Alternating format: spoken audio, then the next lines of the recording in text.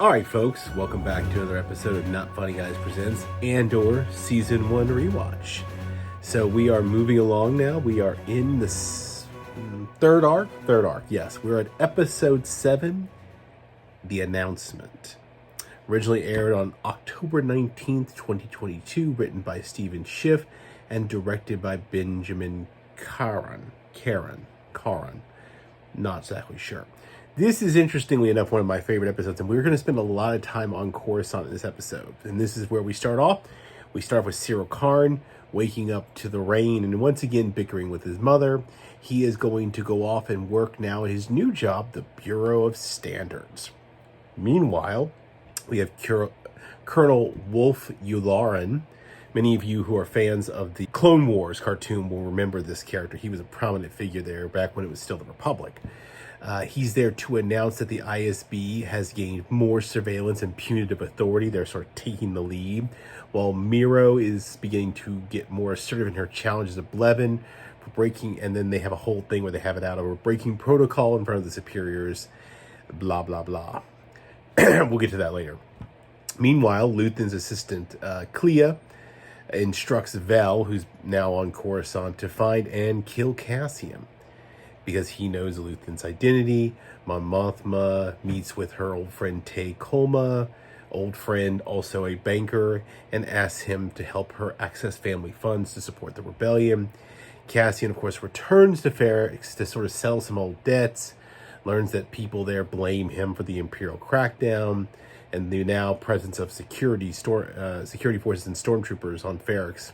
And of course, this all ends up reminding him about one of the last times they were there during basically the end of the Clone Wars, beginning of the Imperial period.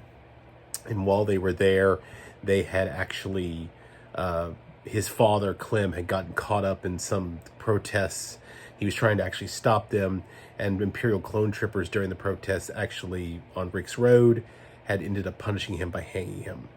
Cassian attempts to get Marva to leave Ferrix with him, but she decides to stay and oppose the increased Imperial presence. Cassian travels to a tropical tourist destination, Paradise Neamos, adopted the name Keith Grigo, but then while he's there, he ends up going out just simply to get some groceries and some food for this girl he's hanging out with at a local store. He gets caught up in this whole situation where they're cracking down. That's something worth noting too as well. Arrested by a shore trooper and ends up getting 6 years of imprisonment, and that's where we leave him. So let's get into some insights and breakdown here. Now, the overarching thing that you have to keep in mind here is that there are no actions that do not have consequences, and this is kind of exactly what we're going to see here with Cassian, and for that matter, the entire galaxy. So we're on Coruscant. It's mainly where we spend quite a bit of our time in this episode. So we have Karn. There's this scene with him staring out a window. This time there's no sunlight, it's just rain. And it feels like a metaphor. And I always think that the idea of him looking out the window has this sort of metaphorical element of this idea that he's meant for something more, that he wants to escape this sort of hellish imprisonment with his mother. And of course, he's continuing to argue with her. He has even now modified his quote-unquote brown suit, like he did with his uniform before, and his mom criticizes for him, and then he overhears the news about Aldhani, which is starting to spread around, and he seems really engaged by this, very much like Deidre Barrow.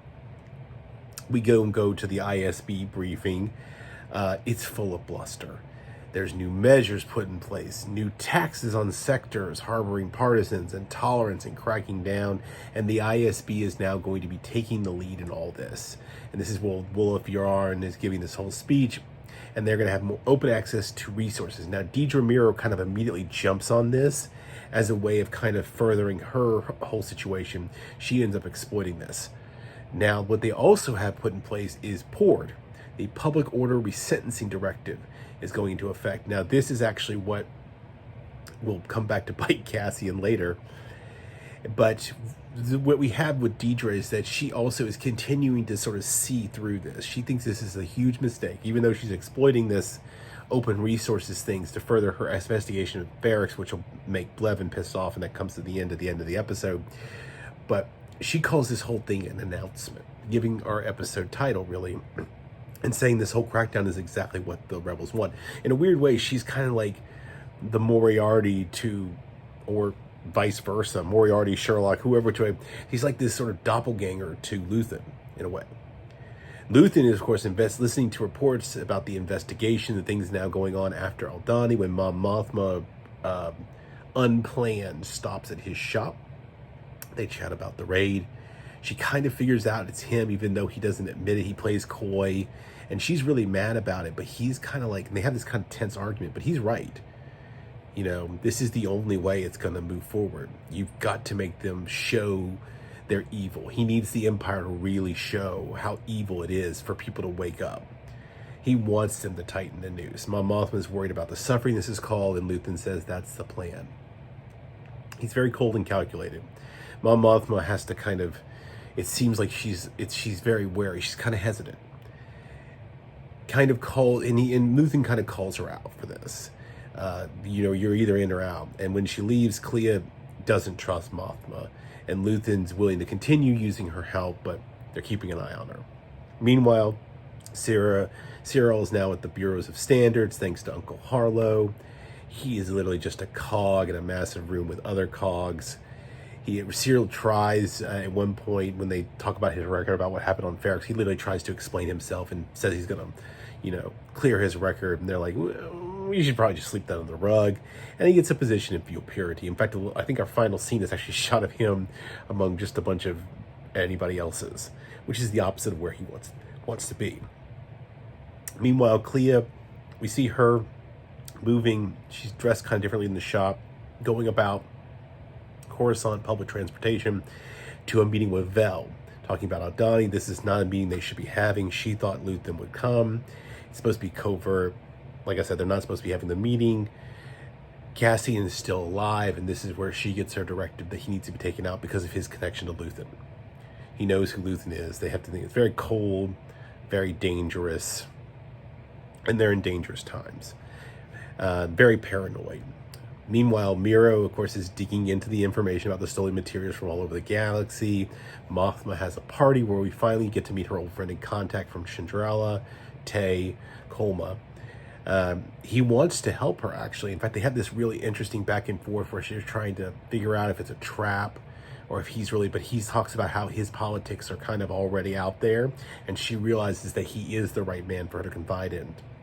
And she points out that Coruscant is like living in a trap or a cage.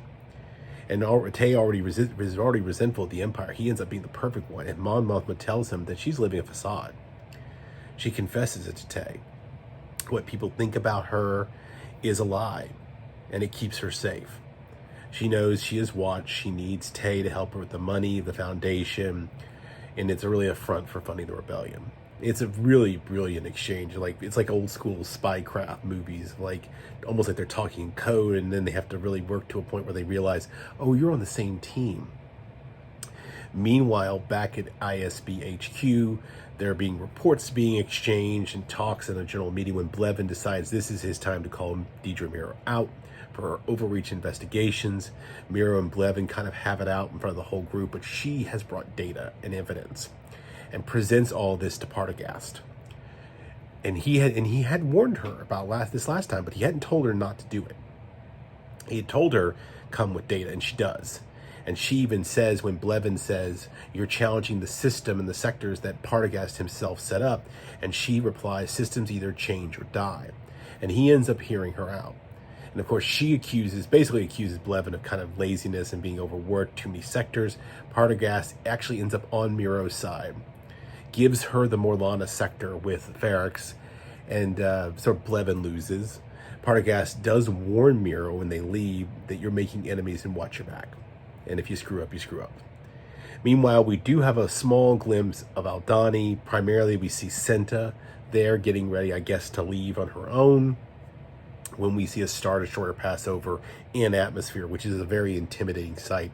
And I think for most of it, even though we don't see a lot else, particularly on Aldhani at all, we know that there are interrogations and they're cracking down. And the fact that we see that Star Destroyer, like we see it in Rogue One, hovering over the sacred city on Jeddah, we have this very strong impression this is the Imperial forces pressing down on everything. The oppression is starting to kick in. Meanwhile, we do go to Ferrex. Okay, we come to see Cassian's come to see his mother. Of course, the planet's not safe. He's sneaking around. She brings him up to speed on the whole Empire now has a presence there, tells him about what happened with Tim and Bix. Now Tim is now dead. They know he ratted him out. Of course, he wants his mom to come with him, run off. He's got the money. She won't run. She's stubborn. She knows he's not thinking or seeing what is happening. And she realizes before he does that nowhere's safe. Of course, Cassian does go to see Bix. She's kind of been broken by what happened to Tim.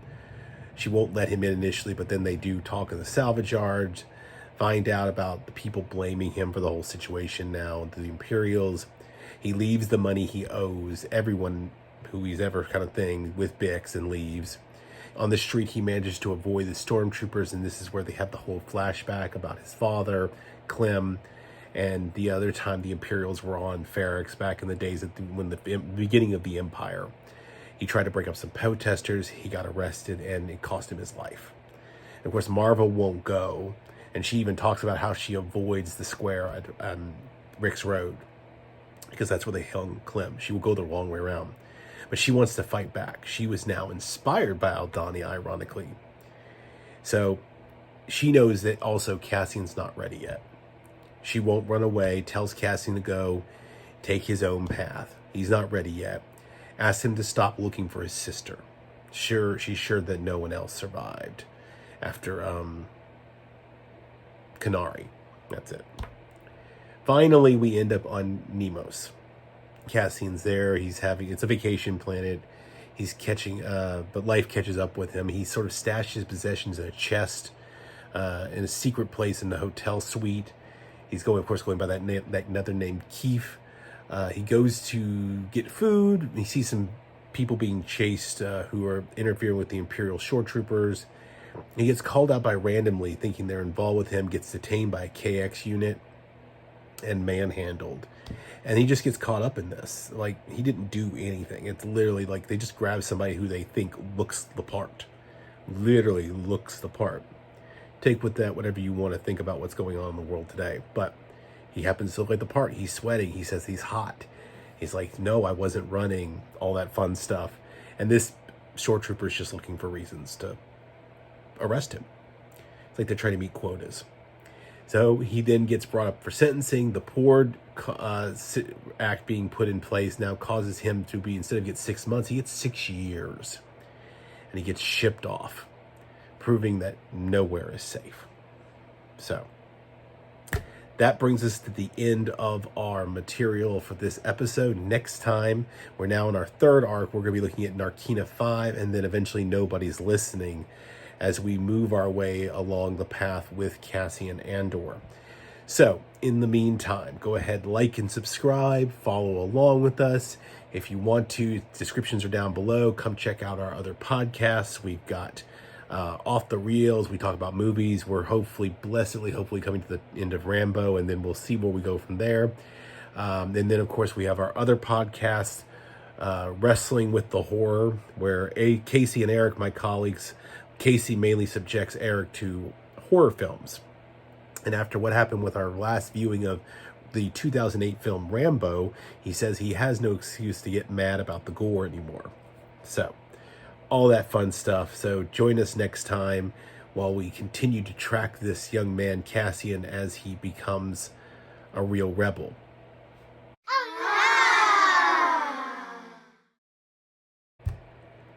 One more thing I want to shout out. I recently just watched a sort of mini documentary put together called The Myth That Rogue One Shatters, over by Artur, written, edited, and narrated by Parks Harmon. I'll include the link down in the description. It mainly talks about Rogue One. It's from basically just last month, basically last Monday. But I just watched it. It's about 45 minutes long, not counting credits. It talks about Rogue One. It does a lot of sort of like where we're going to end up at the end of our journey with Cassian, but I highly recommend it. It's so good. It was absolutely a fantastic watch. It is worth your time. If you like Cassian, if you like Andor, you like Rogue One, you like Star Wars, Go check this out. So good. It not only talks about the film and its relationship to things in universe, but it also talks about out of universe, like the making of it and the whole backstory about with Garth Edwards and Tony Gilroy and all the writers and everybody else, Gary Whitta, everybody involved in its creation as well. Absolutely wonderful piece of work. Go check it out. Say not funny guys again? Not funny guys again! No, can you say not funny guys?